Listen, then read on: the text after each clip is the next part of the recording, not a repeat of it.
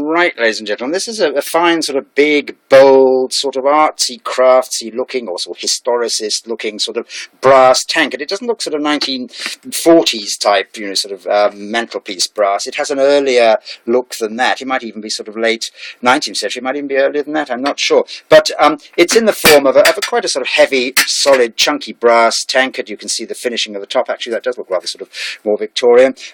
And it has a thick inner base. The actual base inside, it's more ornamental than for use. I've no idea whether it holds anything or not, or whether it sort of leaks through its seams. But the interior, you can see, is nicely patinated. And the inner base actually comes up to about here, and there's a sort of weighted, heavy lower base with a sort of brass plate on the bottom of that. Around the edge here, there's some sort of modernish epoxy resin. I don't know if somebody's rested it in a pool of epoxy resin, or if they've used it simply to secure that bottom plate a little more, which is pretty secure anyway now.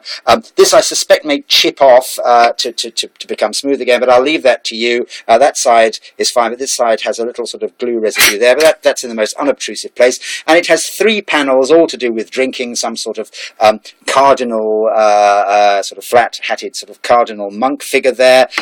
We've got a very sort of fat, large king or prince there, rather Germanic-looking, drinking his with his sort of goblet there. And then here we've got a lady tippling there with a sort of jug and glass next to her. So it's a handsome, it's all in a much more buttery gold than is apparent here, gold brass, but it's a handsome, quite chunky item, which makes a big visual decorative impact. There we are, artsy, craftsy, late Victorian looking, big, bold brass tankard for decorative use. Thanks so much indeed. Bye.